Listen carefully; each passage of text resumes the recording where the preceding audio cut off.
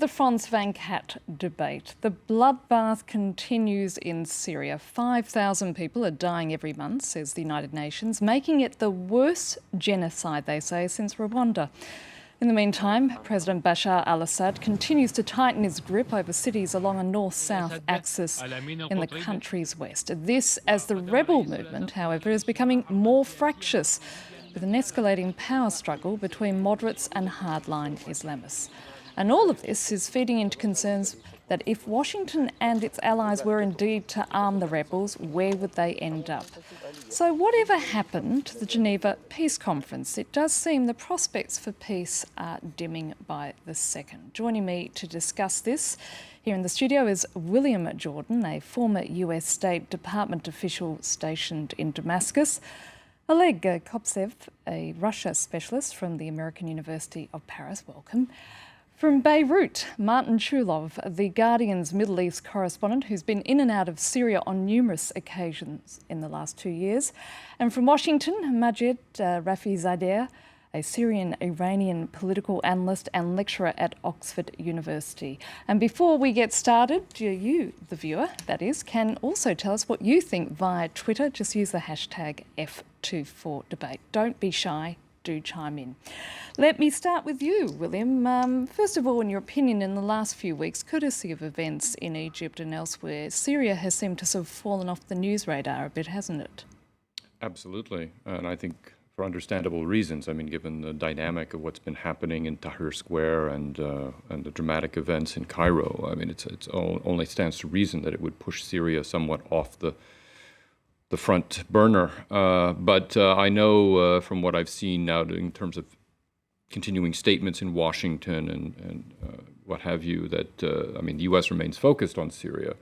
But it's interesting that just at the moment that the Egypt story was breaking, it looked as though all prospects for heading to Geneva and this peace conference to try to bring sides together over Syria were falling apart. And as you just said, the signs of increasing fractiousness among the Syrian rebels and a greater confidence and a sense of victory on the part of the regime in Damascus. Oleg, what's happened to the Geneva Peace Conference in your opinion? Because it was very much touted as a bridge-building exercise by both Washington and Moscow, given the extraordinary differences that the two countries had when it came to dealing with Syria. Well, I think the problem is that the Western powers are beginning to realize what the Russians see, how the Russians see the situation, and that is that experience has proven that you have a choice, basically, between a bloody dictatorship, but a predictable dictatorship, and a bloody anarchy, bloody chaos. The problem is that the Russians do not realize that there's a very serious spillover effect, that we have tens of thousands of refugees crossing the borders of Turkey, crossing the borders of Lebanon, and that situation is seriously destabilizing the geopolitics of both of those countries. So it's a catch-21 situation. Very little could be done at this point to come to a resolution. We have a regime also that is extremely inflexible and not reasonable. I would say that what is terrible about this is that no one has taken into consideration human rights beforehand, human rights upstream. It has never been a priority in international relations. It becomes a priority in the West when it's too late. The Russians, as this was very well explained here on France 24 in a debate by someone representing the Russian point of view, the Russians consider that international law counts and not human rights. The Russians are into realpolitik, but that's not working. And the West has traditionally been, in these past 20 years, in a mixture of idealism and commercial geopolitical games that are both failing. At this point, let me bring in Majid from Washington. Majid, is Geneva II off the table now? Well, I think if we a little bit go back, we see that since the U.S. and Russia co-sponsored the conference in Geneva, the peace plan conference, I think you saw political posturing from pro-Assad groups and pro-rebels group. And both they wanted to increase the leverage of their own party. So when they go to the table, they will go with a strong position. They don't have to compromise. But the risk that both pro-Assad groups and pro-rebels group run was that they scuttled basically the whole plan. And that's why I'm not really optimistic that the Geneva talks will bring any practical outcome to resolve the crisis in Syria. Let me at this point bring in Martin CHULOV from Beirut. Martin, out of all the panellists here tonight, you're the one who's gone in and out of the country. And I just want to ask you, with President Assad, Martin, gaining ground, is it a case that it's too late now for the West to start arming the rebels? Have we passed the point of no return, Martin? It is a very dangerous moment. There's no doubt about that. The last 3 or 4 months in particular have seen the regime start to gain ground, primarily with the help of Hezbollah and a very large, very well-organized Shia militia called Abu Fadl al-Abbas, which is around 10,000 strong. It's mainly Iraqi, some Syrian Shias as well, but it has been used at the vanguard of a lot of the battle zones right across the country.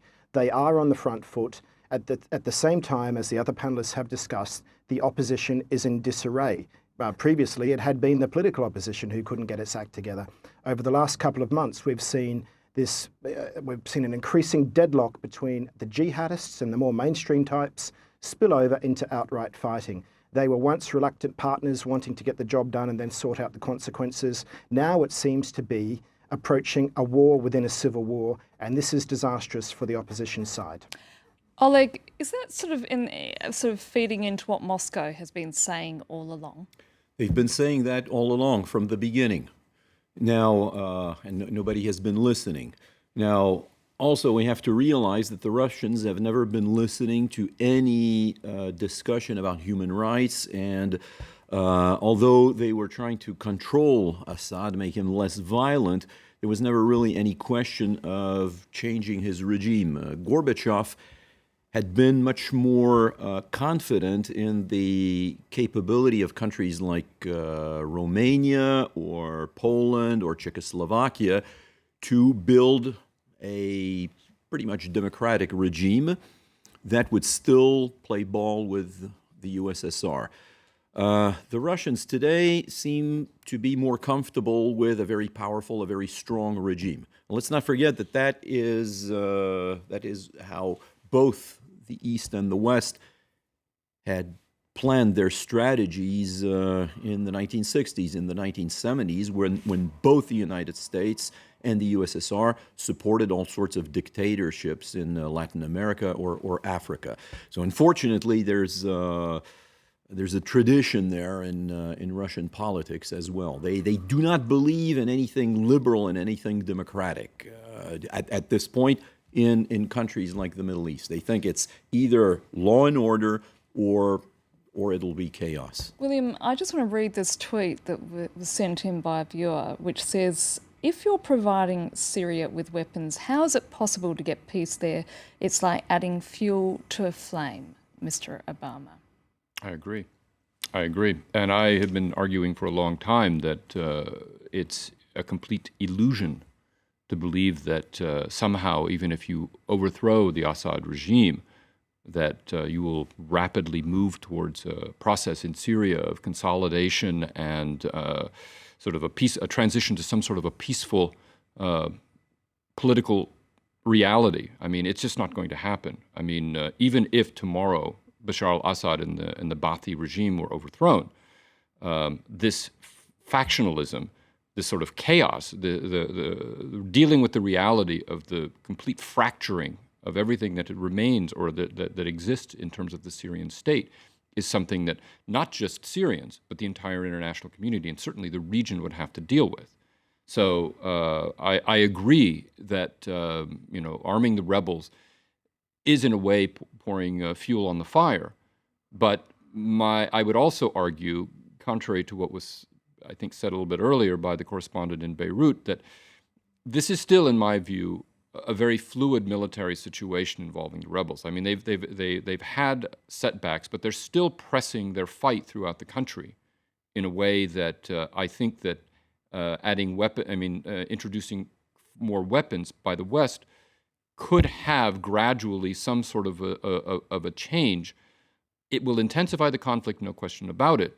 But then you come down to the real basic dilemma: is there a way forward in Syria with the regime still in place? And I think that virtually the entire international community has decided that no, you cannot, with the exception of Russia, Iran, and certain allies of the regime in Damascus. Martin, I'd just like to get your reaction to what William just said.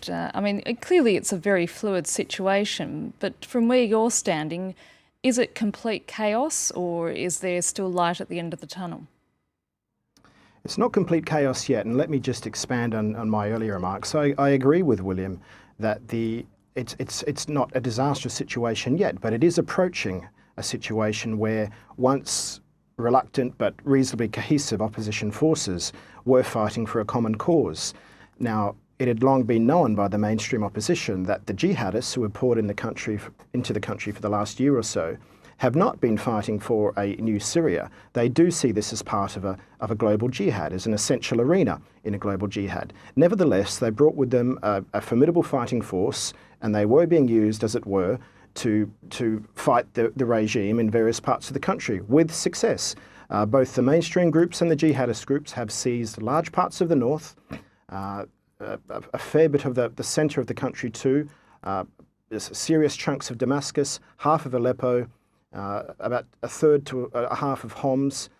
Most of the major cities in the country are in play, and those gains haven't been lost yet. But what I am saying, though, is if this continues to stagnate, if this continues to drag on, and this regime army does start to consolidate with the help of Hezbollah, the Russians and the Iranians, that could be the tipping point that all of us dread. Majid in Washington, and we've got another tweet here from a viewer which reads, "This war may continue for another 10 years. Everything is blocked in terms of diplomacy." It certainly looks very dire.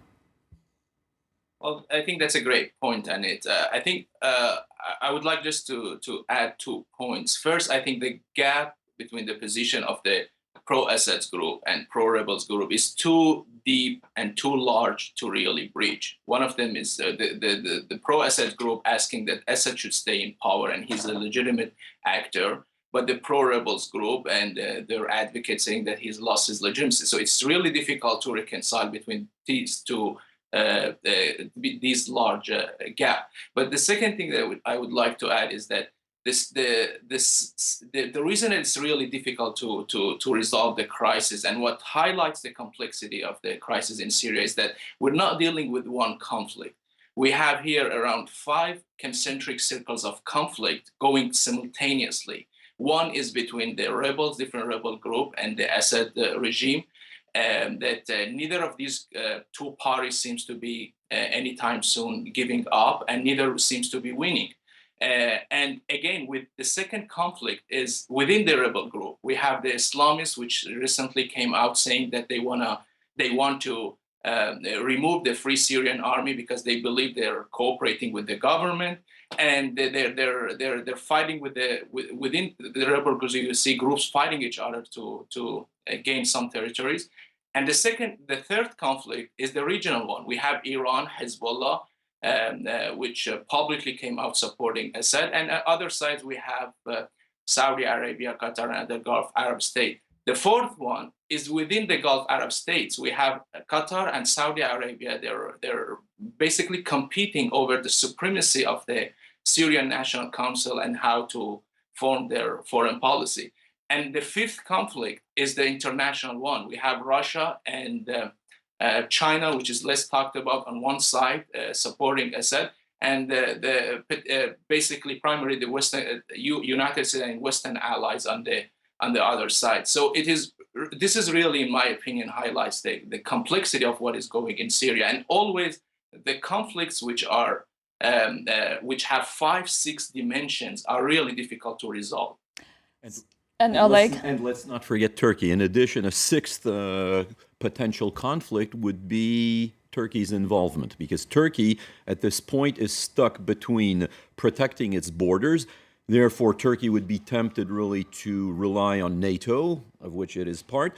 And on the other hand, this is also completely destroying a new, maybe not alliance, but a new partnership that was being built these past years with Russia. And I would say at this point, isn't it a case that Russia has to carry some of the blame? Because if Moscow had severed its ties with the Assad regime, at least a year or so back, we'd be looking at a very different scenario now. Well, certainly.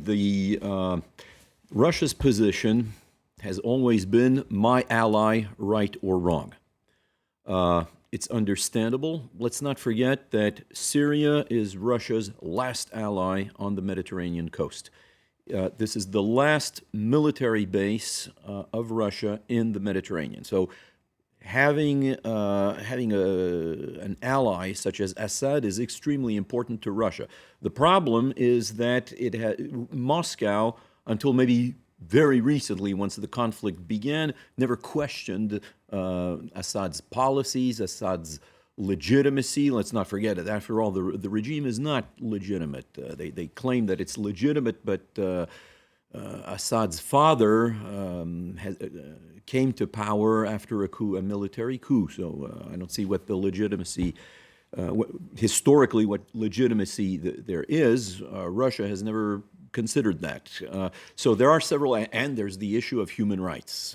We are in this mess because when there could have been some kind of perestroika in Syria, and many Western powers were hoping that this could happen. Remember when Assad was invited on July 14th by the French president here? Many were relying on some kind of perestroika, glasnost in Syria. Well, that never happened. Well, the Russians could have put some pressure. Then they didn't consider it as a priority, and here's the result. And do you think they're regretting that? Are they really aware of what should have been done? Now, of course, it's always easy to look back and say, we should have done this, we should have done that. I'm afraid we're just going to have to take a pause because we're going to take a short break. We'll be back after a few minutes with the second part of our France Picard debate. Do stay with us.